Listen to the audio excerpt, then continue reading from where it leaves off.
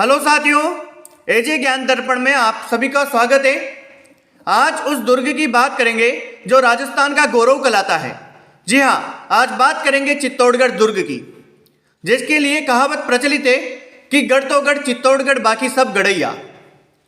पिछले एक वीडियो के माध्यम से हमने राजस्थान के दुर्गों का परिचय समझा था ट्रिक के जरिए। जिसने भी वो वीडियो नहीं देखा हो जाके देख लेना। आज बात करेंगे चित्तौड़गढ़ दुर्ग की, जिसे भी हम अच्छे से समझने वाले हैं ट्रिक के जरिए। तो सभी को राम राम, खमा गणी। आओ बात करा आज चित्तौड़गढ़ दुर्ग की। चित्तौड़गढ़ दुर्ग जो है वो बनास नदी की सहायक नदी बेड़ज नदी और गंभीर नदी के पास में ही स्थित है। बेड़ज नदी और गंभीर नदी किसकी सहायक नदी है? बेड़ज नदी बनास नदी की सहायक नदी है। बेड़ज नदी की सहायक नदी गंभीरी नदी, इन दोनों के बीच में या पास में ही स्थित है चित्तौड़गढ़ दुर्ग। चित्तौड़गढ़ दुर्ग जो है वो मेसा के पठार पर स्थित है। ये क्वेश्चन पूछा जाता है कि मेसा के पठार पर कौन सा दुर्ग स्थित है या चित्तौड़गढ़ दुर्ग किस पठार पर स्थित है? तो मेसा के पठार पर स्थित है। बेड़ज और गंभीरी नदी के संगम पर या पास में ही स्थित है। चित्तौड़गढ़ दुर्ग का निर्माण वीर विनोद और कुमारपाल प्रबंध के अनुसार चित्रांग मौर्य ने करवाया था 7वीं शताब्दी में। 7वीं सदी में वीर विनोद और कुमारपाल प्रबंध के अनुसार चित्रांग मौर्य ने चित्तौड़गढ़ दुर्ग का निर्माण करवाया था।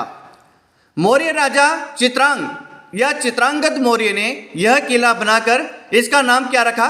चित्तौड़गढ़ दुर्ग का नाम रखा चित्रकूट या चित्रकूट दुर्ग रखा। मौर्य राजा चित्रांग या चित्रांगद मौर्य ने यह किला बनाकर 7वीं शताब्दी में बनाया था किला। इस यह किला का बनाकर इसका नाम क्या रखा? चित्रकूट रखा था। ठीक है। इसके आधुनिक निर्माता कौन है? सब जानते हैं, महाराणा कुंभा। ये क्वेश्चन पूछा जाता है, महाराणा कुंभा किस दुर्ग के आधुनिक निर्माता थे? महाराणा कुंभा चित्तौड़गढ़ दुर्ग के आधुनिक निर्माता थे। चित्तौड़गढ़ दुर्ग के आधुनिक निर्माता कौन थे? महाराणा कुंभा। चित्तौड़गढ़ दुर्ग राजस्थान का सबसे लंबा सबसे बड़ा दुर्ग है। इसकी लंबाई जो है वो 8 किलोमीटर है, चौड़ाई 2 किलोमीटर है। यह ऐसा दुर्ग है जिसमें खेती की जाती है। चित्तौड़गढ़ दुर्ग ऐसा दुर्ग है, क्षेत्रफल की दृष्टि से राजस्थान का सबसे बड़ा दुर्ग है। इस दुर्ग में खेती की जाती है। 8 किलोमीटर लंबा है और 2 किलोमीटर चौड़ा है। कुल क्षेत्रफल है इसका 305 हेक्टेयर या 27.5 वर्ग किलोमीटर। ठीक है। क्षेत्रफल की दृष्टि से राजस्थान का सबसे बड़ा दुर्ग है। कौन सा दुर्ग? चित्तौड़गढ़ दुर्ग। चित्तौड़गढ़ दुर्ग का आकार कैसा है? व्हेल मछली के समान है। यह क्वेश्चन पूछा जाता है कि किस दुर्ग का आकार व्हेल मछली के समान है? तो चित्तौड़गढ़ दुर्ग का आकार व्हेल मछली के समान है। ठीक है। अब बात करते हैं, देखिए राजस्थान का सबसे बड़ा लिविंग फोर्ट कौन सा है? चित्तौड़गढ़ दुर्ग है। देखिए चित्तौड़गढ़ दुर्ग की बात करते हैं अपन उपनामों की। कौन कौन से नामों से जाना जाता है चित्तौड़गढ़ दुर्ग को? चित्तौड़गढ़ दुर्ग जो है राजस्थान का सबसे बड़ा दुर्ग है, ये सभी जानते हैं क्षेत्रफल की दृष्टि से, और ये क्वेश्चन भी पूछा जाता है। चित्तौड़गढ़ दुर्ग के उपनामों में आता है नाम इसका राजस्थान का गौरव। राजस्थान का गौरव रहा है चित्तौड़गढ़ दुर्ग। दुर्गाधिराज है क्योंकि सबसे बड़ा दुर्ग है। एक तो त्याग और बलिदान के प्रतीक भी है ये, क्योंकि सबसे ज्यादा साके भी इसमें ही हुए हैं, 3 साके हुए हैं इसमें। राजस्थान किलों का सिरमौर कहा जाता है इसे। चित्रकूटगढ़ जो चित्रांग मौर्य ने कहा था, इसका नाम रखा था चित्रकूटगढ़ या चित्रकूट रखा था, तो इसका नाम चित्रकूटगढ़ भी है। खिजराबाद, जब 1303 में अलाउद्दीन खिलजी ने आक्रमण किया था तो अलाउद्दीन खिलजी के पुत्र खिज्र खां के नाम पर इसका नाम खिजराबाद रखा था चित्तौड़गढ़ दुर्ग का। चित्तौड़गढ़ दुर्ग का जो है राजस्थान का प्राचीन दुर्गों में से एक है। चित्तौड़गढ़ दुर्ग जो है राजस्थान के प्राचीन दुर्गों में से एक है, क्योंकि ये 7वीं शताब्दी में या सदी में बना था। चित्रांगद मौर्य ने बनवाया था। चित्तौड़गढ़ दुर्ग दक्षिणी पूर्वी प्रवेश द्वार भी कहा जाता है। चित्तौड़गढ़ दुर्ग दक्षिणी पूर्वी प्रवेश द्वार कहलाता है। मालवा का प्रवेश द्वार भी कहलाता है। चित्तौड़गढ़ दुर्ग जो है सर्वाधिक शाखों वाला दुर्ग है। चित्तौड़गढ़ दुर्ग सर्वाधिक शाखों वाला दुर्ग है।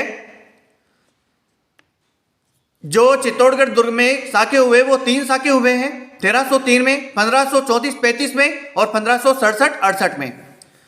चित्तौड़गढ़ दुर्गों की बात करें तो चित्तौड़गढ़ दुर्गों का तीर्थ स्थल कहलाता है। चित्तौड़गढ़ जो दुर्ग है वो दुर्गों का तीर्थ स्थल कहलाता है, त्याग बलिदान का प्रतीक कहलाता है। तो ये थे चित्तौड़गढ़ दुर्ग के उपनाम। अनेकों एग्जामों में पूछे जाते हैं, ये सभी को एग्जामों में पूछे जाते हैं। खिजराबाद के लिए पूछा जाता है कि चित्तौड़गढ़ दुर्ग का नाम खिजराबाद कैसे हुआ। राजस्थान का गौरव है। मालवा का प्रवेश द्वार कौन कहलाता है? चित्तौड़गढ़ दुर्ग। तो ये इंपॉर्टेंट है। राज प्रशस्ति के अनुसार बप्पा रावल या कालभोज ने 734 ईस्वी में मौर्य वंश के अंतिम शासक मान मौर्य को हरा के चित्तौड़गढ़ दुर्ग पर अधिकार किया। राज प्रशस्ति के अनुसार क्वेश्चन पूछा जाता है, राज प्रशस्ति के अनुसार बप्पा रावल या कालभोज ने 734 ईस्वी में मौर्य वंश के अंतिम शासक कौन थे? मौर्य वंश के अंतिम शासक मान मौर्य को हरा के चित्तौड़गढ़ दुर्ग पर अधिकार कर लिया था। दशरथ शर्मा ने चित्तौड़गढ़ का प्रथम विजेता किसे बताया है? रावल जैत्र सिंह को बताया है। बप्पा रावल या कालभोज ने तो ये राज प्रशस्ति ने किसने बताया है? राज प्रशस्ति ने बताया है बप्पा रावल को या कालभोज को, और दशरथ शर्मा ने बताया है चित्तौड़गढ़ का प्रथम विजेता रावल जैत्र सिंह को। चित्तौड़गढ़ दुर्ग में स्थित 7 प्रवेश द्वार का निर्माण की बात करें तो किसने करवाया था? महाराणा कुंभा, जो चित्तौड़गढ़ दुर्ग के आधुनिक निर्माता है। 7 प्रवेश द्वार की बात करते हैं। अनेकों एग्जामों में क्वेश्चन पूछे जाते हैं 7 प्रवेश द्वार के लिए। देखिए 7 प्रवेश द्वार ये क्रम से है। ये पहला दरवाजा पाडनपोल है, अंतिम दरवाजा रामपोल है। तो इसकी ट्रिक देखते हैं। पहले इसकी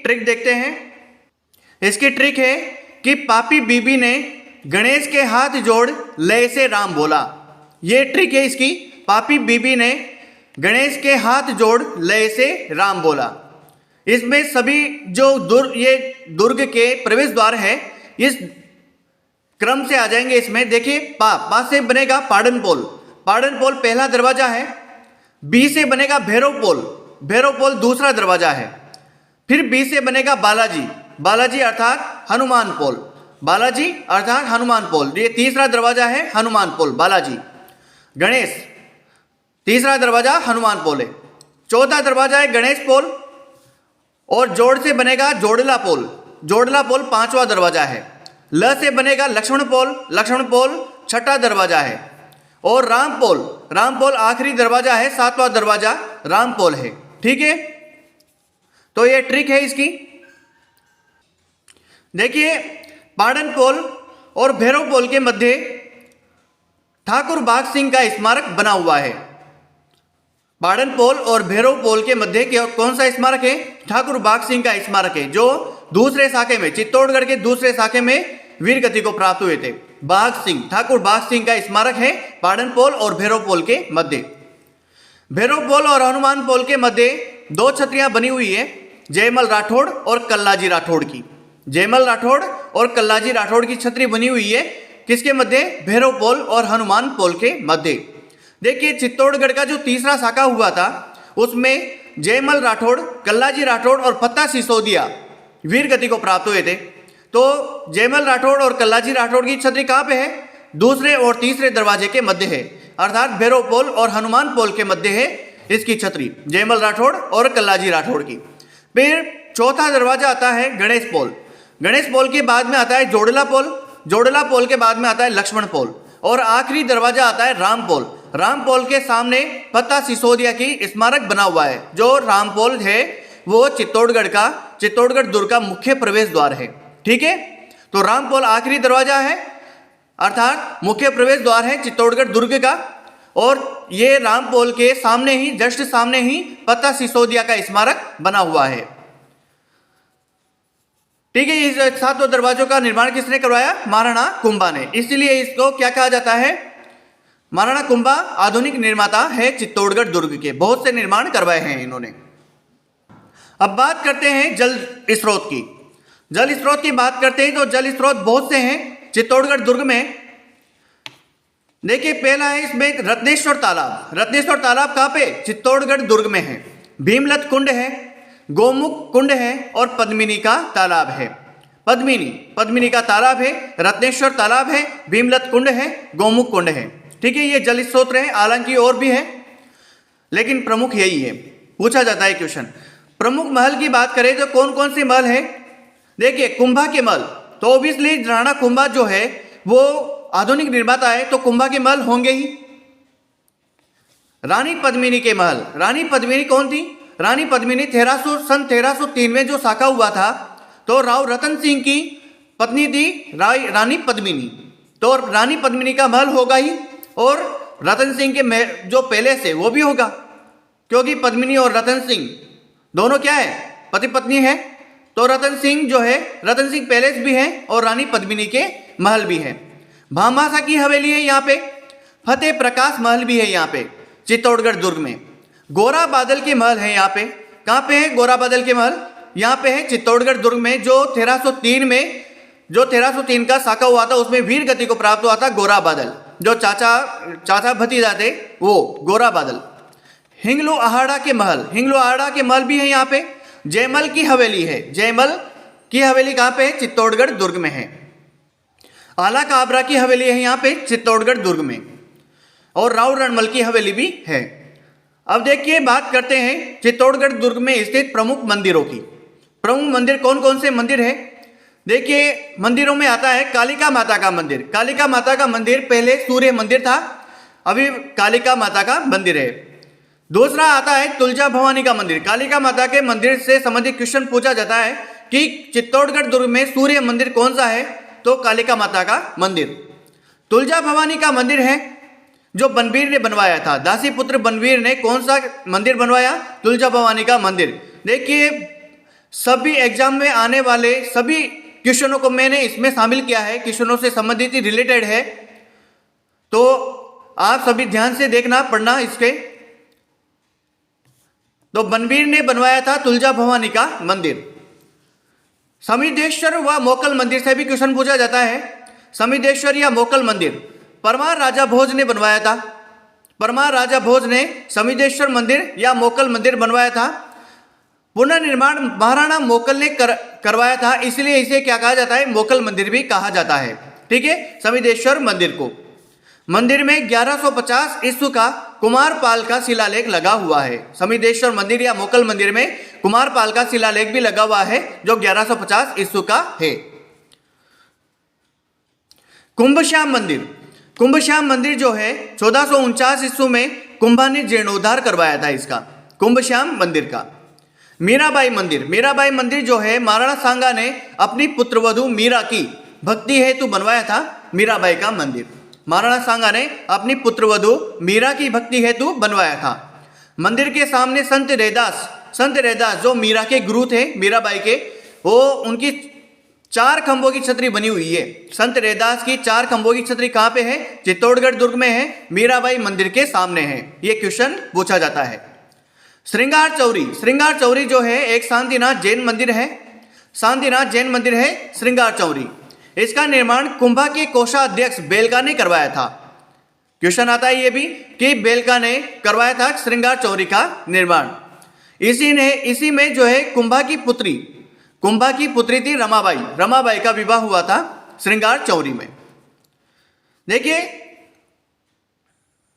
सतभिष देवरी मंदिर जो जैन मंदिर है, इसमें स्थित है चित्तौड़गढ़ दुर्ग में। नीलकंठ महादेव मंदिर है, अन्नपूर्णा मंदिर है, और बाण माता का मंदिर जो गुहिल वंश की कुल देवी है बाण माता, उनका मंदिर भी बना हुआ है चित्तौड़गढ़ दुर्ग में।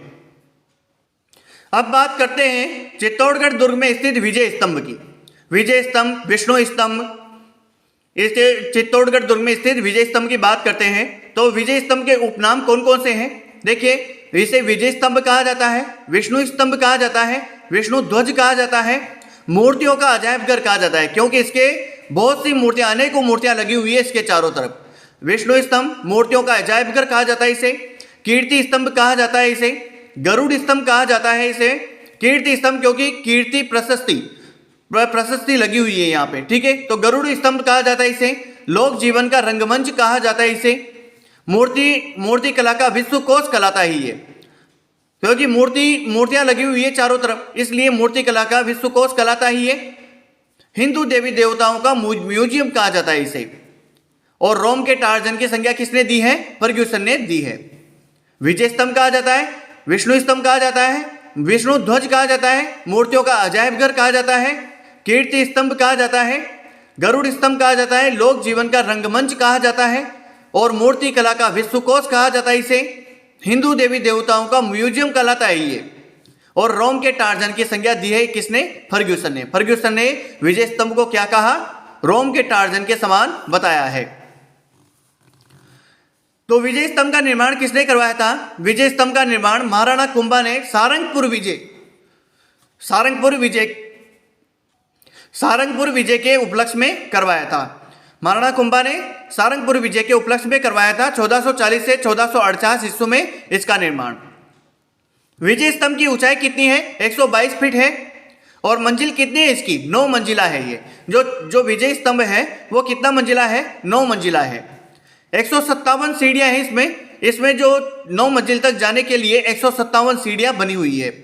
इसके शिल्पी कौन है? इसके शिल्पी है जेता और उनके 3 पुत्र नाथा, पोमा, पूंजा।